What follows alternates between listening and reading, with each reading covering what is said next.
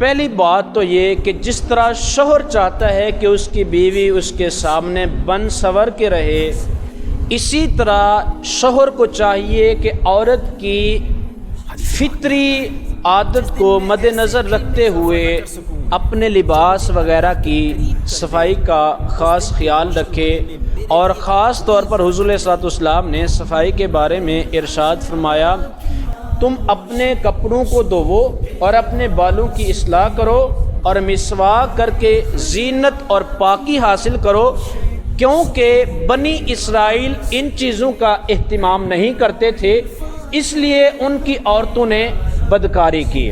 یعنی بنی اسرائیل صفائی کا خیال ہی نہیں رکھتے تھے، اس لیے ان کی عورتیں اپنے شوہروں سے نفرت کرنے لگ گئیں۔ جب اپنے شوہروں سے نفرت کی تو پھر غیروں کے پاس جانے لگ گئیں۔ طہارت اور صفائی کے حوالے سے خود سرکار دو عالم صلی اللہ تعالی علیہ وآلہ وسلم کا عمل بھی بے مثال اور قابل تقلید ہے۔ ام المومنین حضرت عائشہ صدیقہ رضی اللہ تعالی عنہا فرماتی ہیں، میں نے اپنے سرتاج صاحب معراج صلی اللہ تعالی علیہ وآلہ وسلم کو کبھی بھی میلی کچیلی حالت کے اندر نہیں دیکھا۔ اور دوسری چیز یہ تو ہی صفائی، اب دوسرا جو کام کرنے والا ہے وہ یہ کہ مرد کو کبھی کبھار اپنے گھر کے کاموں کے اندر بھی حصہ لینا چاہیے۔ ام المومنین حضرت عائشہ سے سوال ہوا، کیا حضور صلی اللہ علیہ وسلم گھر میں کام کیا کرتے تھے؟ حضرت عائشہ نے ارشاد فرمایا، جی ہاں، حضور صلی اللہ علیہ وسلم اپنے نالین مبارک کو خود گانٹھتے اور اپنے کپڑوں کو پیوند لگاتے، اور وہ سارے کام کیا کرتے تھے جو مرد اپنے گھروں میں کرتے ہیں۔ تو حتی الامکان مرد کو یہ چاہیے کہ اپنے کام اپنے ہاتھوں سے کرنے کے علاوہ اہل خانہ کے ہاتھ بٹانے کی کوشش کرتے رہنا چاہیے۔ اس سے نہ صرف بیوی کے دل میں محبت بڑھے گی بلکہ اسے گھر کے اندر اپنائیت کا احساس بھی ہوگا، اور یہ نہیں کرنا چاہیے کہ حد سے تجاوز کرے اور سارے ہی گھر کے کام اپنے ہی سر اٹھا لے، تو یہ چیز بیوی کو سست اور کاہل بنا دے گی۔ تو لہٰذا مرد کو اپنے کام اپنے ہاتھوں سے کرنے چاہیے، اور اس کے علاوہ مرد صرف اور صرف اپنے ہی خدمت کے فضائل سنا کر بیوی سے صرف اپنی ہی خدمت حاصل نہ کرتا رہے بلکہ کبھی کبھار بیوی کی بھی خدمت کرتا رہے۔ روایات کے اندر آتا ہے کہ شوہر اگر اپنی بیوی کو صرف پانی بھی پلا دیتا ہے تو اس پر بھی اسے اجر دیا جاتا ہے، اور مرد کبھی کبھار اپنی بیوی سے خوش طبعی بھی کرتا رہے، کیونکہ یہ بھی سنت ہے۔ حضرت عائشہ صدیقہ رضی اللہ تعالی عنہا سے مروی ہے، فرماتی ہیں کہ میں کسی سفر میں حضور صلی اللہ علیہ وسلم کے ساتھ تھی، تو میں نے حضور صلی اللہ علیہ وسلم کے ساتھ دوڑ لگائی، تو میں دوڑنے میں حضور علیہ السلام سے آگے نکل گئی۔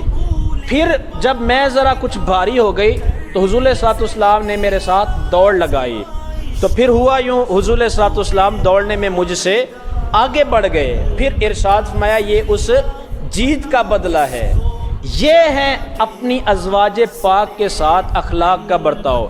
ایسے اخلاق سے گھر جنت کا گہوارہ بنتا ہے۔ اور اس کے علاوہ مرد کو چاہیے کہ اپنی بیوی کے ساتھ زیادہ سے زیادہ حسن سلوک کرتا رہے۔ حضور صلی اللہ علیہ وسلم نے ارشاد فرمایا، کوئی مسلمان مرد یعنی شوہر کسی مسلمان عورت یعنی بیوی سے نفرت نہ کرے۔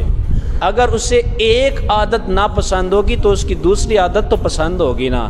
اور دوسری روایت کے اندر ارشاد فرمایا، عورت پسلی سے پیدا کی گئی ہے، وہ تمہارے لیے کبھی سیدھی نہیں ہو سکتی۔ اگر تم اس سے فائدہ اٹھانا چاہتے ہو تو اس کے ٹیڑھے پن کے باوجود اس سے فائدہ اٹھا لو، اور اگر تم اسے سیدھا کرنا چاہو گے تو اسے توڑ دو گے، اور اس کا توڑنا طلاق ہے۔ ایک دفعہ ہوا یوں کہ شیخ ابو الحسن خرقانی رحمۃ اللہ تعالی علیہ کا شہرہ ولایت سن کر مشہور فلسفی بو علی سینا آپ سے ملاقات کرنے کے لیے خرقان پہنچا۔ جب آپ کے گھر گیا، آپ کی بیوی سے پوچھا کہ شیخ کہاں ہیں، تو اندر سے بیوی نے جواب دیا، تم ایک زندیق یعنی بے دین اور جھوٹے شخص کو شیخ کہہ رہے ہو؟ البتہ مجھے تو نہیں پتہ شیخ کہاں ہیں، ہاں یہ ہے کہ میرا شوہر جنگل سے لکڑیاں لینے گیا ہے۔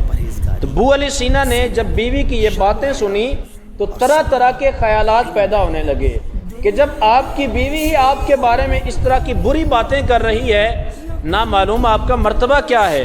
اگرچہ میں نے تعریف تو بہت سنی ہے، لیکن ان باتوں سے لگتا یہی ہے کہ ابو الحسن خرقانی یہ کوئی معمولی انسان ہے۔ پھر جب وہ ابو علی سینا شیخ ابو الحسن کو تلاش کرنے کے لیے جنگل کی طرف روانہ ہوا تو دیکھا کہ شیخ ابو الحسن خرقانی شیر کی پیٹھ پر لکڑیاں لاد کر تشریف لا رہے ہیں۔ تو ابو علی سینا یہ منظر دیکھ کر بڑا حیران ہوا اور قدم بوسی کرنے کے بعد عرض کرنے لگا، اللہ تعالیٰ نے آپ کو ایسا بلند مقام عطا فرمایا ہے، لیکن کیا وجہ ہے کہ آپ کی بیوی ہی آپ کے بارے میں بری باتیں کرتی ہے؟ تو شیخ ابو الحسن خرقانی رحمۃ اللہ تعالیٰ نے بڑا پیارا جواب دیا، کہا کہ اگر میں اپنی بیوی کو برداشت نہ کرتا تو یہ شیر میرا بوجھ کیسے برداشت کرتا؟ یعنی میں اللہ تعالیٰ کی رضا کے لیے اپنی بیوی کی زبان درازی پر صبر کرتا ہوں، تو اس کا نتیجہ یہ ہے اللہ نے جنگل کے شیر کو میرا اطاعت گزار بنا دیا ہے۔ اسی طرح ایک شخص حضرت عمر فاروق اعظم کے پاس اپنی بیوی کی شکایت لے کر حاضر ہوا، تو جب آیا تو حضرت عمر فاروق اعظم کی بیوی ہی ذرا غصے کی حالت میں جب اس نے یہ منظر دیکھا تو واپس پلٹ گیا۔ تو حضرت عمر فاروق اعظم نے اسی شخص کو بلوا کر آنے کا مقصد پوچھا، تو اس نے کہا حضور میں تو اس لیے آیا تھا کہ میری بیوی مجھے تنگ کرتی ہے، میں اس کی شکایت لے کر آیا تھا، لیکن معاملہ آگے بھی کچھ ویسا مجھے دیکھنے میں آیا۔ تو حضرت عمر فاروق اعظم نے ارشاد فرمایا، دراصل بات یہ ہے کہ میری بیوی کے مجھ پر چند حقوق ہیں جس کی وجہ سے میں ان سے درگزر کرتا ہوں۔ ایک تو یہ کہ میں اس کی وجہ سے جہنم کی آگ سے بچا ہوں۔ وہ کس طرح کہ اسی کی وجہ سے جو ہے نا وہ میرا دل حرام کی خواہش سے بچا رہتا ہے، اور جب میں گھر سے باہر ہوتا ہوں وہ میرے مال کی حفاظت کرتی ہے، میرے گھر کی حفاظت کرتی ہے، میرے بچوں کی پرورش کرتی ہے، میرے کپڑے دھوتی ہے، میرے لیے کھانا بناتی ہے۔ تو ان چند وجوہ کی بنا پر میں اس سے درگزر کرتا ہوں۔ جب وہ شکایت لے کر آنے والے شخص نے حضرت عمر فاروق اعظم کی ان باتوں کو سنا تو بے ساختہ بول اٹھا، کہنے لگا یہ تمام فوائد تو میری بیوی سے مجھے حاصل ہو رہے ہیں، لیکن افسوس کہ میں اپنی بیوی کی خوبیوں کو مد نظر رکھ کر اس کی کوتاہیوں سے درگزر نہیں کرتا۔ اور اس نے وہاں نیت کی کہ آج کے بعد میں اپنی بیوی سے درگزر سے کام لیا کروں گا۔ تو اس سے ہمیں درس یہی ملتا ہے کہ حضرت عمر فاروق اعظم نے اپنی گفتار، اپنے عملی کردار سے یہ واضح کر دیا اس شخص کے لیے جو اپنی بیوی کی شکایت لے کر آنے والا تھا کہ شوہر کو کیسا ہونا چاہیے۔